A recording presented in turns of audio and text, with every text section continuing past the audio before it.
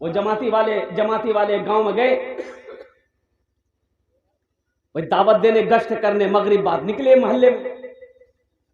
एक बूढ़े मियाँ थे, सलाम दुआ हुए, बोला कि चचा जमात आई है, थोड़ा चलिए साथ में हम लोगों का। बोला नहीं बेटा, घुटना में ना ताकत नहीं है। बोला तो ऐसा कीजिए आप मस्जिद ही चलिए नमाज।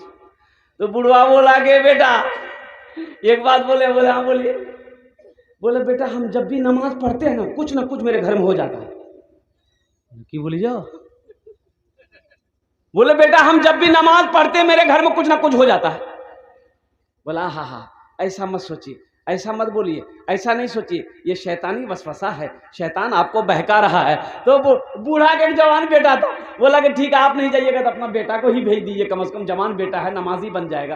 तो बड़ा मजबूर हो गया बूढ़ा, तो बेटा को तैयार किया, बेटा जमाती लोगों के साथ में चला गया। गश्त करते करते मस्जिद गया, इशा की नमाज हुई। अब जमाती लोगों ने वहीं बैठा लिया, नौजवान को बैठा लिया, बेटा तू खाना खा ले। खाना खा लिया तो बातचीत करते करते रात हो गई। तो बोला तुम भी मस्जिद में सो जाओ, फजर पढ़ के घर चले जाना। ये नौजवान मस्जिद में सो गया। आई तफाकन कहिए 3 बजे रात भोर में इसके बाप की तबीयत खराब हुई, बुढ़वा 1 घंटा में मर गया। ये लड़का को पता चला, सुबह भागा भागा घर आया और कुर्बान जाओ अल्लाह अकबर कबीरा। बाप का मरना था, अब वो जो माँ है ना, अब जवान बेटा है, कमाओगे नहीं तो घर में खर्चा चलेगा, भाई खर्च चलेगा। अब परेशान है माँ, यहाँ वहाँ काम करके खाना खिला रही है। तो 2-4 महीना हो गया तो माँ बोली कि बेटा तुम इतना बड़ा हो गया है, जाना पंजाब दिल्ली जाना, कमाना, घर छोड़ना, जाना लाएगा नहीं, 10 पैसा खाएंगे कैसे।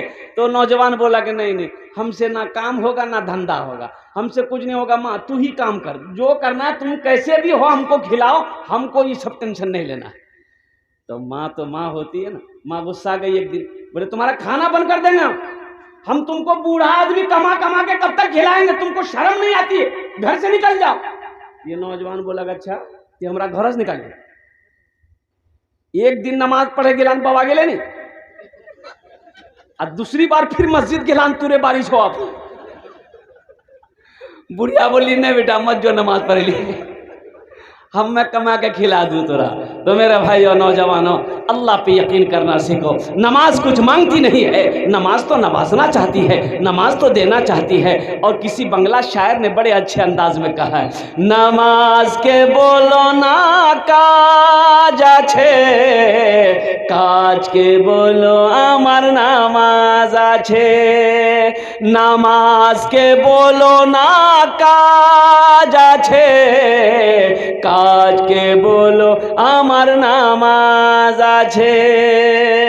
नमाज को ये ना बोलो कि हमको काम है, हम काम करेंगे तुमको नहीं पढ़ेंगे। काम को ये बोलो कि पहले मेरी नमाज है, पहले हम नमाज पढ़ेंगे फिर काम करेंगे। इंशाल्लाह यकीन करेंगे, इंशाल्लाह अमल करेंगे मेरे भाई। तो मौजूद सामीन किराम, अल्लाह के रसूल जनाब मोहम्मदुर रसूलुल्लाह सल्लल्लाहु अलैहि वसल्लम हिजरत फरमा कर जब मदीना पहुंचे ना, जब मदीना पहुंचे तो सबसे पहली फुर्सत में, मदीना पहुंचने से पहले एक जगह ठहरे और मस्जिद कुबा की बुनियाद रखी, मस्जिद कुबा की बुनियाद रखी। जब वहां से जुमे की नमाज पढ़कर अल्लाह के रसूल सल्लल्लाहु अलैहि वसल्लम जब मदीना पहुंचे तो मस्जिद नबवी की बुनियाद रखी। और जानते हैं, कुर्बान जाइए, मस्जिद नबवी की जमीन खरीदी गई, वो सहाबा पे कुर्बान जाइए। उस वक्त अभी हिजरत फरमाकर मक्का से मदीना गए ही थे, दौलत मक्का में छोड़कर गए थे, सोना चांदी मक्का में छोड़कर गए थे, अपनी हवेली मक्का में छोड़कर गए थे, खाली हाथ मदीना गए थे। लेकिन कुर्बान जाओ, वहां मस्जिद बनानी है तो सहाबा ने कहा या रसूल अल्लाह आप इजाजत दें, मस्जिद हम लोग बनाएं। एक बात याद रखिएगा, जिस तरीके से मछली बगैर पानी का जिंदा नहीं रह सकती है, उसी तरीके से मुसलमान मस्जिद के बगैर जिंदा नहीं रह सकता है। सुभान अल्लाह बोले तो मुसलमान मस्जिद के बगैर जिंदा नहीं रह सकता है। ओ मस्जिद तो वो जगह है कि जिस जगह के अंदर में दाखिल हो जाओ वो अल्लाह का मेहमान हो जाता है। मेरा अल्लाह कहता है कि जो मस्जिद के अंदर में दाखिल हो गया वो मेरा मेहमान है।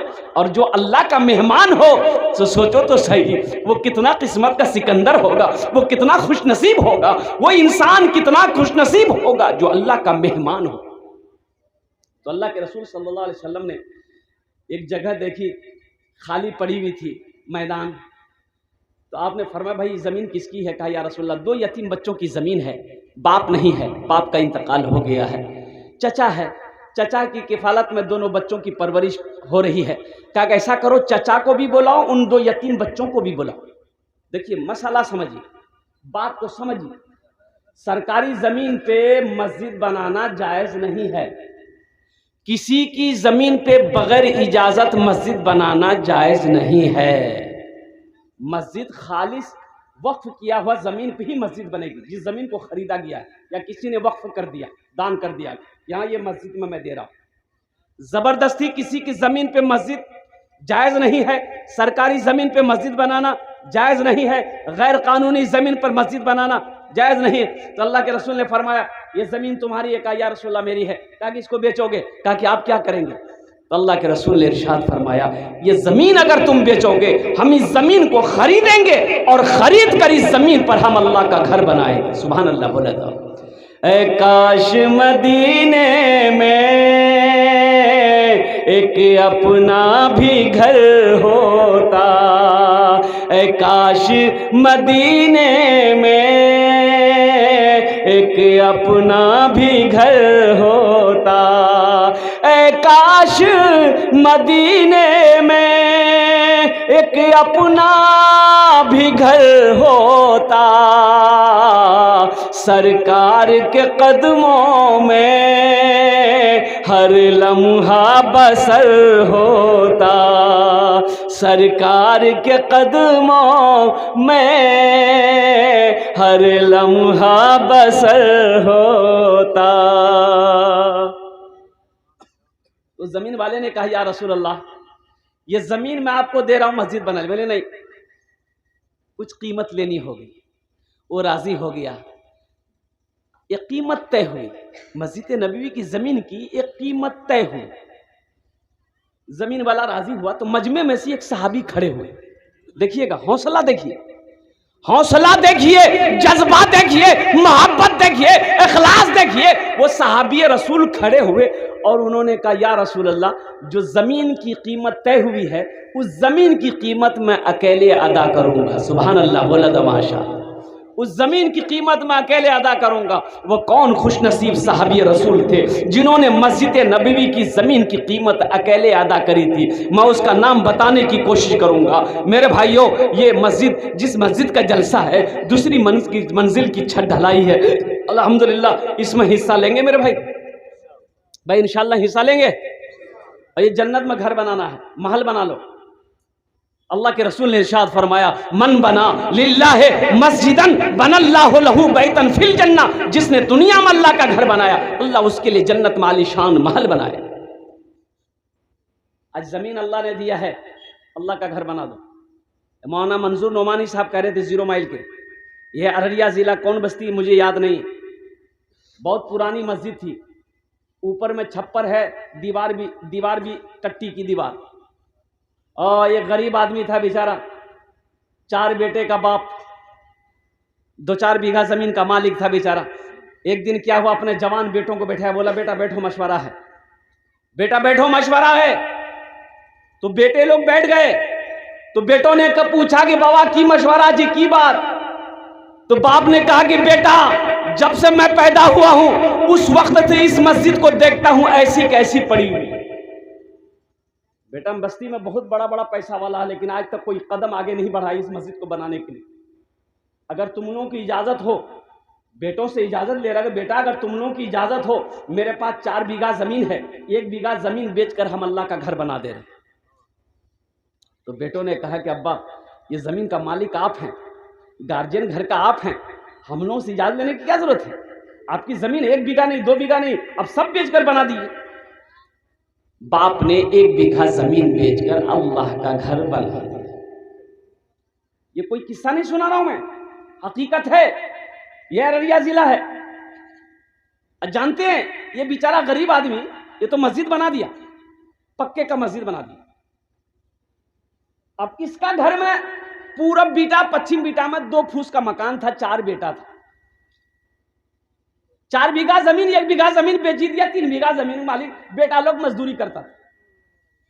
6 महीने गुजरे होंगे मस्जिद बनाए हुए, 6 महीना गुजरा होगा। इसका 2 बेटा सऊदी चला गया, दुबई। अब 2 बेटा गया तो तीसरे भाई को भी बुला लिया। देखते देखते 4 साल नहीं गुजरा, अल्लाह उसके चारों भीटे में पुख्ता का मकान बनाया। आज उस बस्ती का आलम यह है कि उस बस्ती में उससे बड़ा पैसा वाला कोई नहीं। तो मेरा अल्लाह कहता है तुम मेरा घर बना दो, हम तुम्हारा घर बना देंगे। सुभान अल्लाह, बोलो दो माशाअल्लाह। तुम मेरा घर बना दो, दुनिया में तुम मेरा घर बना दो, हम तुम्हारा जन्नत में घर बना देंगे। मेरे घर को, मस्जिदों को आबाद करो, हम तुम्हारे घर को आबाद कर देंगे।